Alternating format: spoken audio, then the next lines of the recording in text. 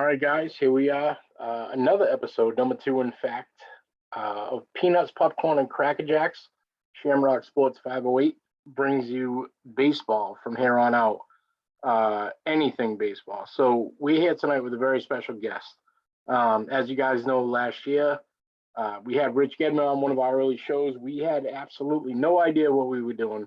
Production was terrible, but my man Alex Richardson, who I have here tonight, from the WooSox, Director of Community Relations, Fan Experience, Media, to shoot around. He's the one we first got in contact with last year.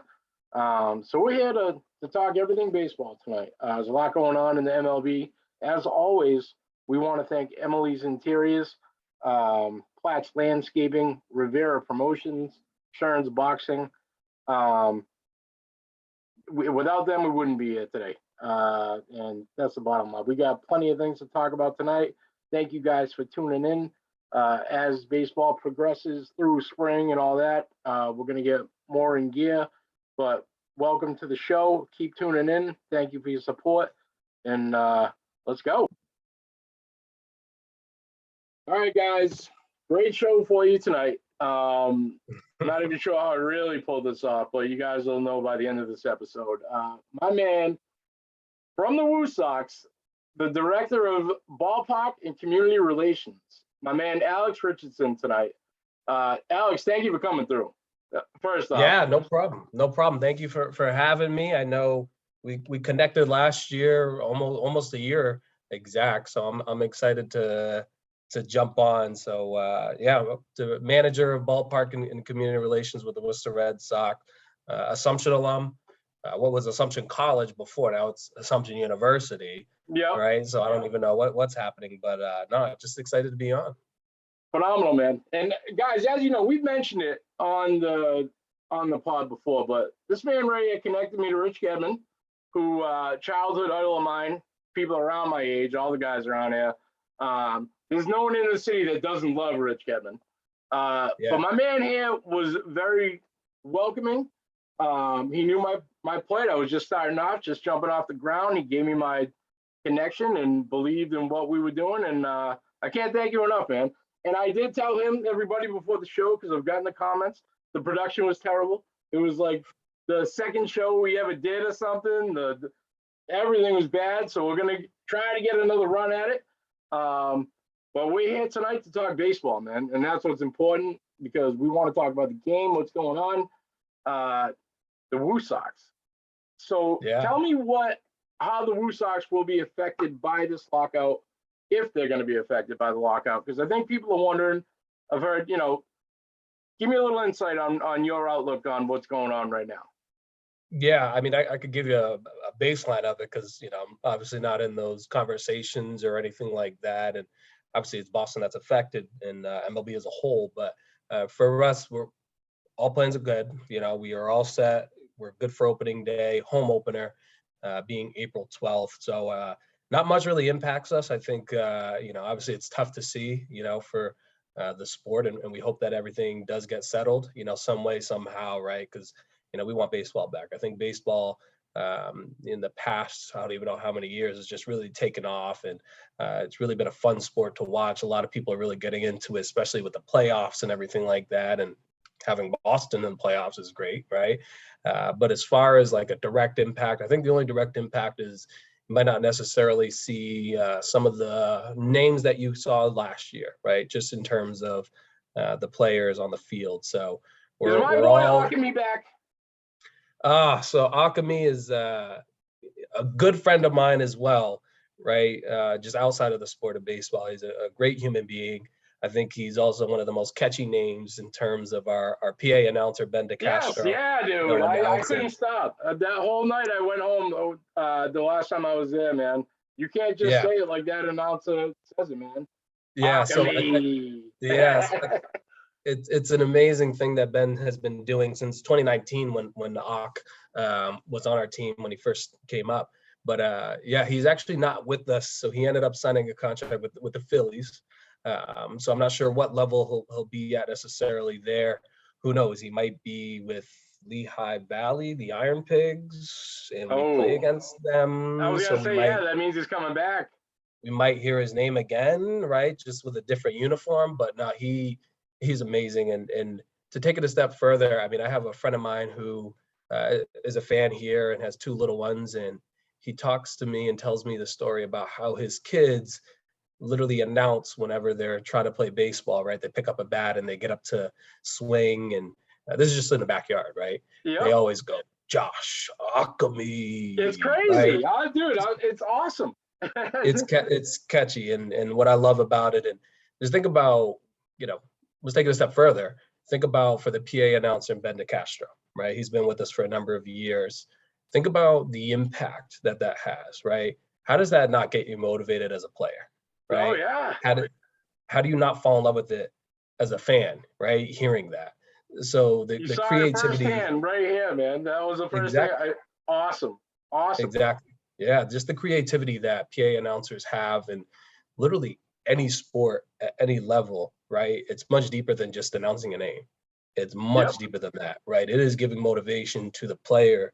It is making the player's name known to the fans, right? You're getting the So crowd even into for, it, yeah. yeah, getting the crowd into it, even just basketball, football, soccer, hockey, like whatever sport, right? It's much deeper than just a name, saying a name. You don't know how bad I just want to scream Akami right now, like that, dude. And like I'll do it over and over. I have problems with this stuff. It's catchy, it's awesome, and man can hit some bombs. He's, he's oh my god.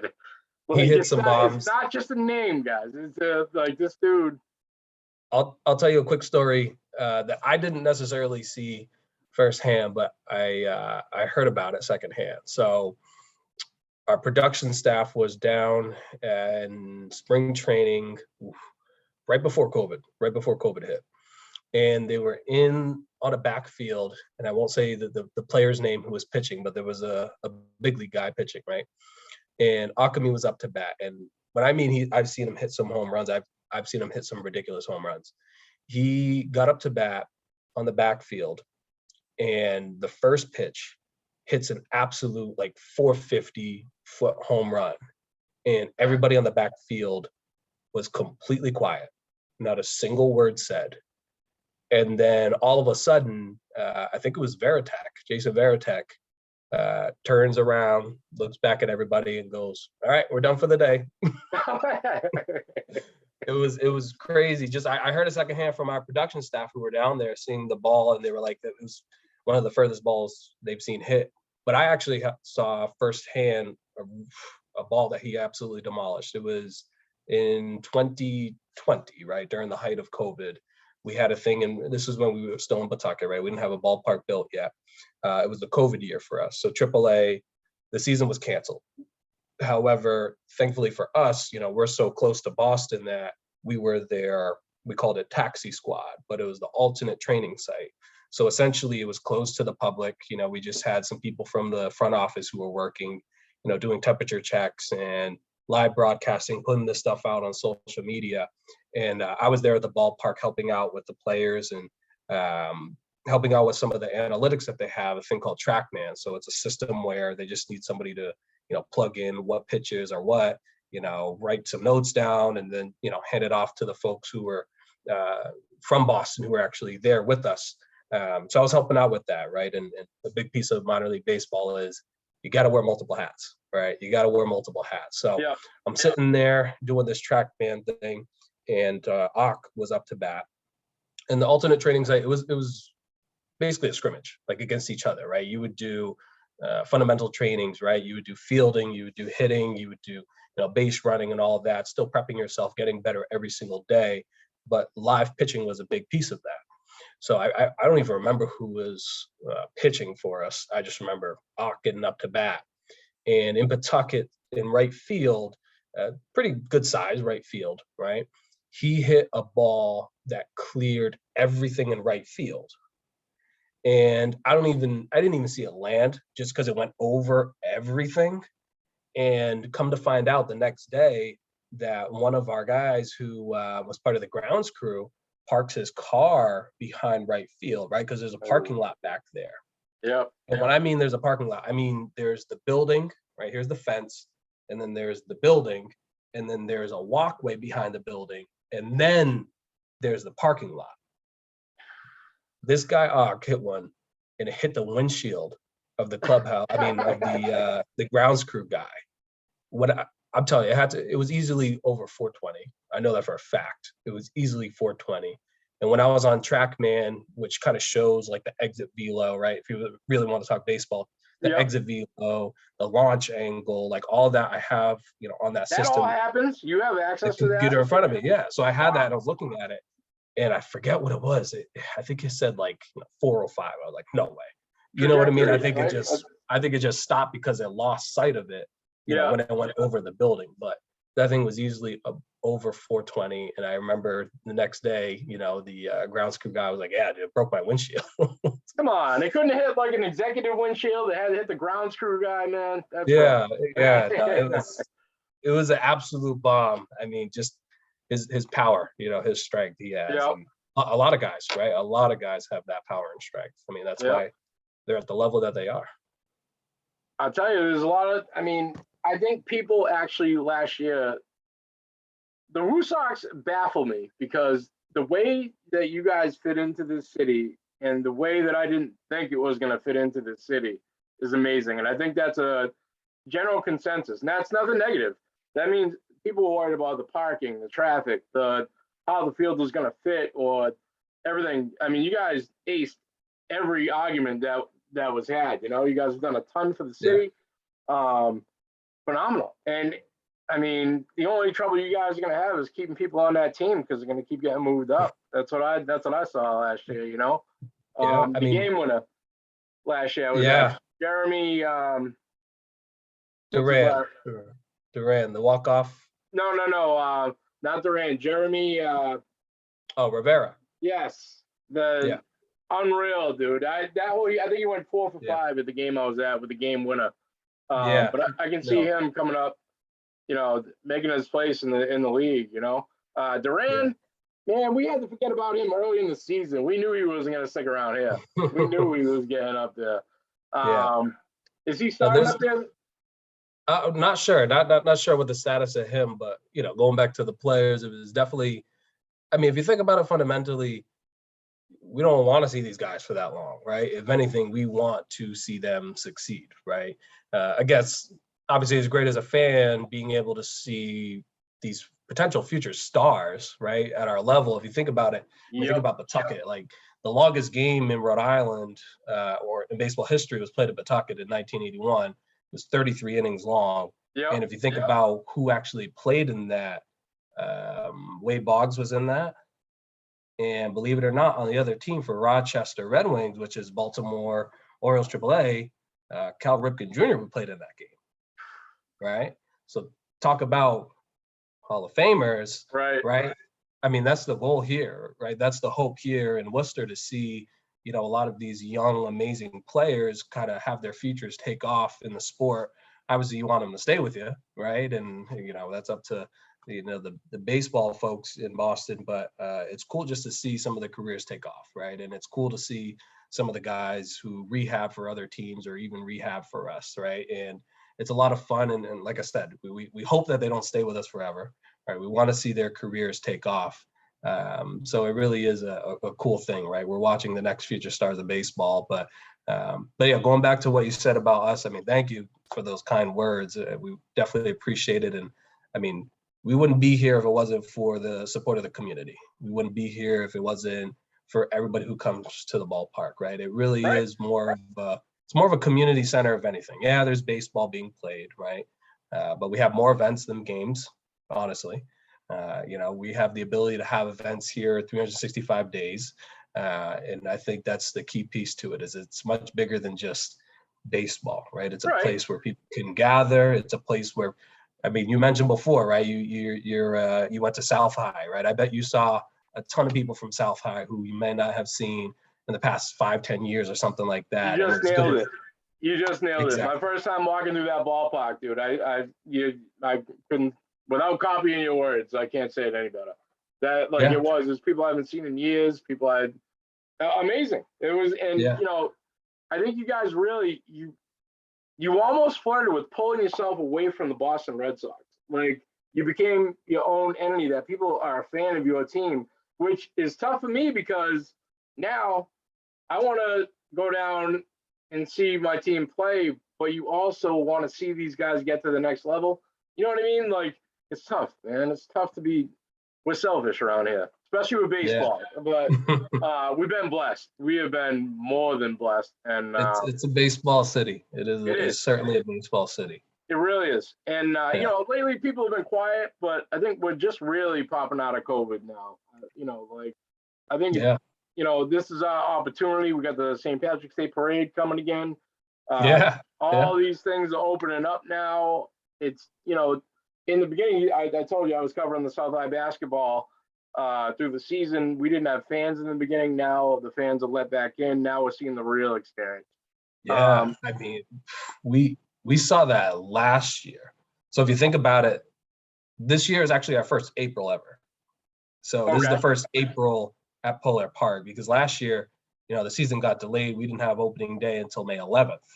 So this is our first April. So I guess it's the inaugural April, right? Okay, all right. But if you think about it, last year we started off with 25% capacity, and then we jumped to 100%, right? But I remember hearing how loud it was with 25%, and I was like, oh my goodness, I can't wait for when we get a full house, right? And then when we went to 100%, and just hearing the knowledge of baseball within the crowd, right? I remember the first time I really heard a full capacity crowd go crazy.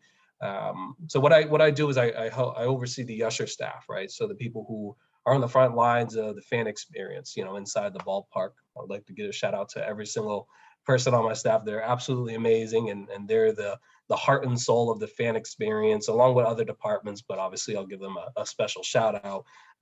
But as far as just how loud it gets, I remember I was walking on the concourse, and I don't watch every single pitch, right? I'm doing stuff. I'm making sure that everything is organized, everything's good, right? So I don't sit there and watch the game, right? Right. So right. I don't know what's happening in the game. I'm walking around, and then I hear the ballpark go nuts. And I'm like, oh, somebody hit a home run, right? So then I asked, and I was like, hey, to one of the ushers, I forget who. I was like, hey, what happened? And they're like, oh, it's just a stolen base. I was like, what? Right? So just the knowledge that the fan base has, the excitement, right? The attention to small little details within the sport of baseball, it's present, right? It really is an amazing presence that the fans have, just in terms of their knowledge and their excitement. So it's a good environment. It's a fun environment. And I think it was a well-needed environment too. I mean, think about COVID, right? A lot of people were, including myself, we were locked up, weren't able to really get outside, do what was the former normal, right? Yeah. So for us being able to kind of venture out, and what's great about our venue, it's an outdoor venue too, right? So for a lot of people, they felt comfortable coming. And I remember hearing, and my staff would say the same exact thing, all the ushers, the most common phrase we heard was, oh my gosh, this is my first night out from COVID, right? So that's powerful, right? For them to choose come to Polar Park as their first night out, their first big night out from COVID. It means that much deeper than just baseball, like I mentioned before. It's much deeper than just the sport. It really is. Yep, 100%, man.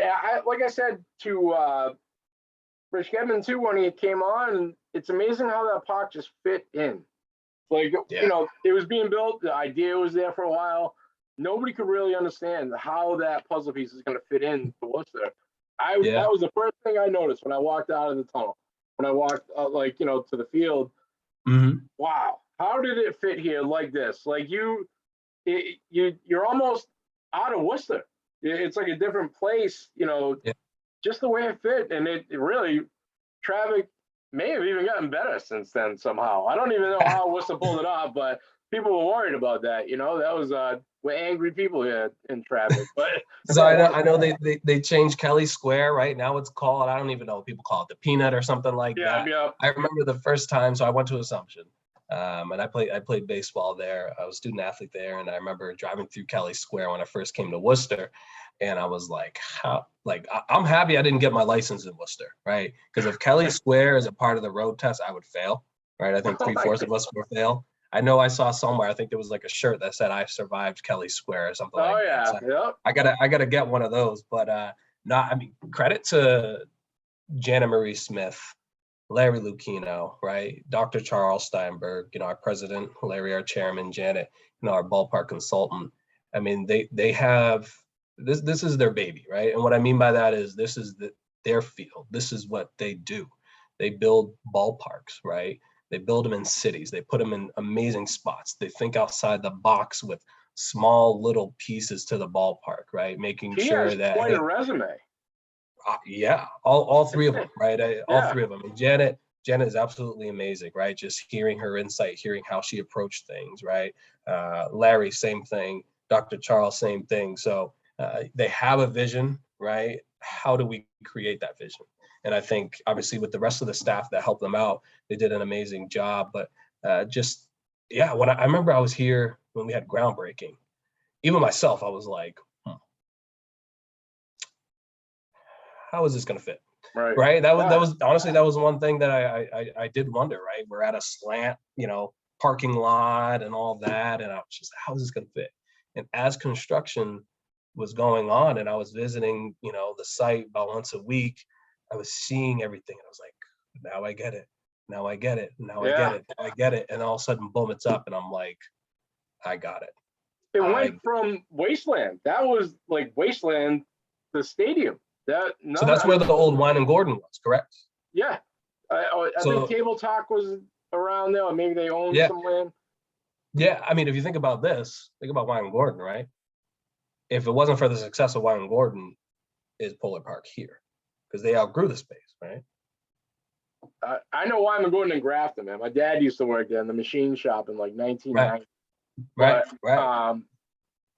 I don't know. We were a big factory city, but it seems like we're moving past that. We're already. I mean, it's growing. No more land left, man. We're getting to that point. The city's growing. The city is really growing. Phenomenal job too. I always dog the politicians in the city because I hate politics in general, but you really got to hand it to them for putting all this together. Because I don't know, maybe a decade ago, they started really thinking about downtown, and you guys came afterwards, and people have a negative outlook that aren't from around here on Worcester, and that was my basis of my podcast when we first started to change all that. Just that conversation where, Worcester, you hear the negative nonsense. So kudos to the WooSox because you guys are a big part in changing that as well. Yeah, I mean, it's kudos to the city, kudos to all the businesses around here. Like we saw something that was amazing. And again, I wasn't a part of the initial hey, we're going to Worcester. I jumped on right once I graduated school. Once I graduated from Assumption, so I was a little bit new to the project just in terms of the transition. But I mean, when I knew that we were moving here, a lot of people say wherever you go to college becomes your second home, and I'm a testament to that. Right? I fell in love with Worcester when I was here. I saw the transition. I saw the just infrastructure going up, just everything added in. Right? I was like, I love this place. I fell in love with it. And being a college student too, and seeing Worcester is completely different than living here. Right. So I got a little glimpse of it from like a college standpoint of things. And then now living here, being a part of here, being a part of the community and everything just completely changes and redirects your philosophy, your thinking about the city, and it makes you fall in love even more with it. No doubt, man. We appreciate that because I'm from here and I like hearing things like that because it's not often, You always get, even some of the people that live here are always like, oh, Worcester, it just it can't be like that. Who wants to be like that from where they're from, man? Build your people up, build your place up, But we appreciate those words. That's always what I look for, Now, we talked beforehand. You told me not to ask you a tough question. I'm going to bring you one. Oh. Your favorite restaurant or whatever, the best restaurant in Worcester right now? Oh, all right. Well, it all depends what I'm in the mood for. Okay. It all depends on what I'm in the mood for. And I'm not knocking any other restaurants. Right. No. just your favorite, no dog to anyone else? Yeah, I probably go out to eat every other day. So all the restaurants are out here getting my business. I would say if I'm really feeling a dish of pasta, right, I'm going to peppercorn. All right. All right. I like I'm where going you're to at. pepper, You're on right? Park Ave. I'm on Park Ave. I'm going to peppercorn, right, for dinner. If I want a good spot to stop by, grab lunch, right, I'm going to Maria's Kitchen on Main South. Oh, there's a That's my good one. spot. Good local one right there. Good shout. And then I obviously there are three very important meals, but obviously the most important meal is breakfast, right? I got to go with Parkway. That is my spot. All Parkway. right. I dig it. I'll tell you, dude, I grew up Parkway. on Shrewsbury Street. My dad used to walk me to the Parkway like once a week, like on a Sunday morning or something. I love it. They've I absolutely love it. they've grown. Yeah. I mean, since they were literally just a diner with like 10 seats on the street at one So point. that little piece. So I went there not too long ago, and for some reason I've never sat in the actual like diner piece of it. I've always sat like in the main part, like in the back. So I finally sat like in the diner piece. I was like, I love this. Like this is perfect. And what I love about them, they get the food out quick, man. They are good. That's They it. really are good. That's So it. those are my three. I mean, I love the public market here, right? I like to give a shout out to Creative Cake, their tomato garlic basil flatbread. You know, I'm guilty of it. I Okay. probably get it twice a week. So I mean, there's just so many good places around here, but I also think that's the key factor to what makes Worcester Worcester is the food, right? Two-part question. It gets harder. Your favorite meal at the ballpark? My favorite meal at the ballpark. I mean, I will give you my honest answer, and my honest answer I think will make a lot of people happy. Coney Island. I mean, I was almost going to delete that from the question because I know everybody says it. It's Coney phenomenal. I Island. think BT's would be my number 2. BT's is great. No, don't get me wrong. BT's is great, but Coney Island. I mean, if you think about it, that is ingrained. It's literally 30-second walk from the ballpark here. Just their presence, what they have, just their history, right, is so amazing. And what I love about them is they haven't changed because they don't have to change. It's Coney Island. Yep. They don't have to change, right? Yep. So I just like how true they stay, you know, to their business, to what they do, right? It's just good food. This is going to be a tough question too. How many are you getting when you go? How many? So my real answer is 3, but I'll say 2, right? I'm trying to cut down on it. So I usually get 3. I get 3 with a little bit of chili. I have a female friend right now that will come on publicly and say 10. And she's fit. She's like a Krav Maga fighter. Jeannie Desmarais, right? It's awesome. If I had the metabolism like her, I would go 10. That's just it. I don't. I'll still eat 12. I don't have the metabolism. I'll still go 12. No, I really. Back in the day, I could have, man. But as you get old, your appetite dwindles, man. I gotta. Yeah. But Coney Island, yep. That's good. They're the staple. BT's, I love having in there. Who else is there this year? Any newcomers or we?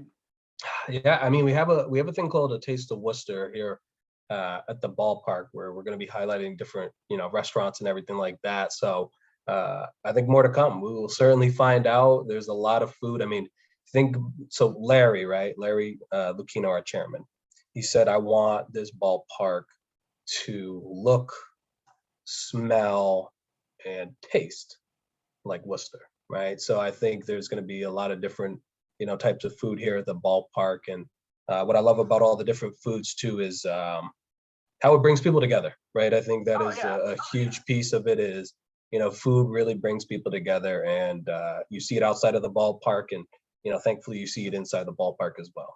Outside of the ballpark is what I'm kind of alluding to, because there's something big happening in Worcester right now. I mean, the steak and cheese debate is hot right now. I mean, what is the debate? What is the debate? The debate is Breen's steak and cheese, which is phenomenal, but we got a new up and comer, not even a new up and comer, but we're talking about my man Ziggy Bones. Have you heard of him? I've heard of it. I haven't been. he just got his food truck this week, and let me tell you something. This dude started in probably a decade ago up in Leicester in the back of like a deli convenience store with one grill. It was called the Crossroads, right? And just on a whim, social media, saw a couple of things he was putting out. I mean, he's making a burger with Cheetos on it. He's doing just different creative things that were different, you know? But the dude made it all the way up, and he grinded. He went to, I first noticed him at Bushel and Peck. He did their steak and cheeses, man, their grill. He did Lucky's restaurant down on Grove Street. And then he broke through. He's got his own food truck. He started doing pop-ups. But he's the one who has the steak and cheese with the Chinese food on it from Nancy Chang's. He calls it the poo-poo platter. Steak and cheese. He was on Channel 5. Every media outlet has hit him up. But he now has a food truck, and I know he's looking somewhere to pocket. You're going to hear him sooner or later. I think he'd be a good addition. Oh yeah. I'll tell you, No, definitely. I think you gotta do a podcast or an episode where you sit down and you got both, all right? And you put on I tried it. It's going down behind the scenes, but you know what? The thing is, it's two different. Like Breen's is that bar. You don't even expect them to have food. They come out with a football full of steak and cheese. You pump. This dude's more specialized in like, you know, different kinds of steak and cheeses, bacon, ranch. I mean, he's amazing, but there's room to everybody. There's room to everybody, but we love friendly competition. So, yeah. But man, I'll tell you, it's all working out this year. I'll ask you one more question, then we're gonna get to it. Well, I'll let you go. I know you got things to do. Yeah. So we have a new manager in town this year. Chad. Yep, Chad Tracy. Yep. What do you expect this year? What are the expectations if we get every game in this year? Hoping, you know, nothing with the lockout, nothing, anything like that. Are we going to see the same season as last year? Because we were pretty productive. Yeah, certainly. I think I think there are so many different coaching styles, right? And Rich is back.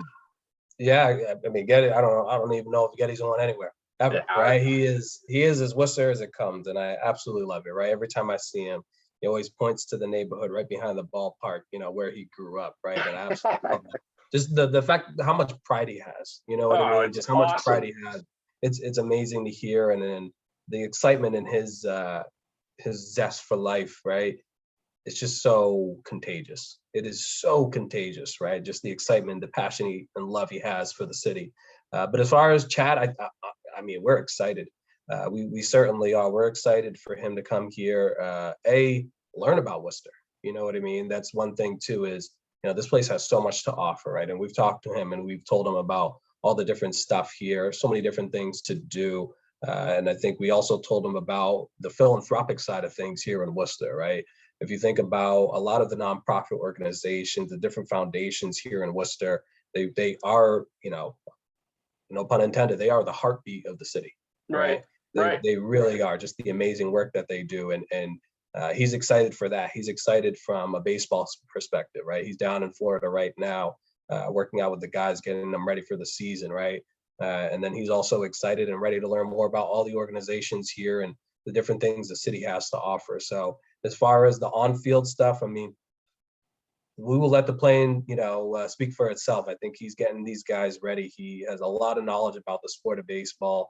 And I think what's amazing too with him is he's definitely one of those player coaches, right? You see a lot of people who are player coaches. Yeah, he is definitely a player coach, right? He was with the Diamondbacks. I know.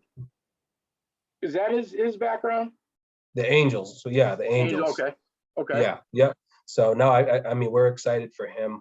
We're excited, you know, for his family to come here in Worcester, and just a lot of excitement. I mean, you think about year one, it was fun. It was great. It was obviously you can't redo year one. You know what I mean? You have to do it right. And what's amazing about year one is there's still more stuff in year two, right? There's still more stuff that we can grow and get better and do better, and baseball included. You know what I mean? So we're excited to see kind of what happens, and yeah, it's just going to be a great time. It's going to be a great year in 2022, and there are a lot of things that are new. I love it, man. I love it. Listen, thank you personally. Thank For you. the link last year. I can't wait to see what's coming up this year. The WooSox, I mean, Worcester, man. We love it. I'm on the Bravehearts podcast this year. We'll link up and talk baseball. Anytime, anything you guys need, we're always there. Shamrock Sports will be there. We want positivity, sports in the city back to continue the way it has, Exactly. Very excited this year.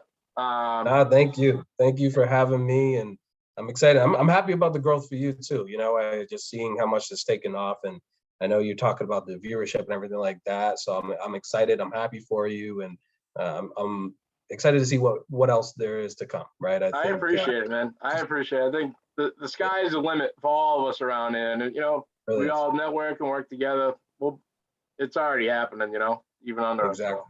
Exactly. Love it, man. Alex, thank you. We'll be in touch soon. This will not be your last time here. I guarantee that. And I told you, I'm going to bring you those hoodies. I got for you. I know you said that last year. I'll wait and see, right? Well, I gotta have the stuff by to drop them off. So I have about 13 total made in my career, right? 2 of them with you, for you and Rich, and I got rid of them. The 2 that are coming up are my brand new. I mean, flawless. I was not a pro last year, man, at any of this. My production was awful across the board. But I'm back. Right. I learned a lot, and I'm gonna hand deliver them to you guys. Hopefully I'll be there opening day, but I'll make sure that I get those to you guys. And I can't thank you enough, man. No, we appreciate it, and it's all about growing. You know what I mean? It's all about getting better, and we can get better in every single aspect and element of certain things in our life. And I mean, to your point, the growth you've had, right? That's what it's all about, right? If you're growing, you're doing something right. So that's huge. That's the truth, man. That's the truth. Alex Richardson from the WooSox, thank you for coming through. We'll be in touch, and it's happening soon, man. It's gonna come closer than we think. So I'll see you at the St. Patty's Day parade. You know it. Talk to you, my man. Take care. Thank you.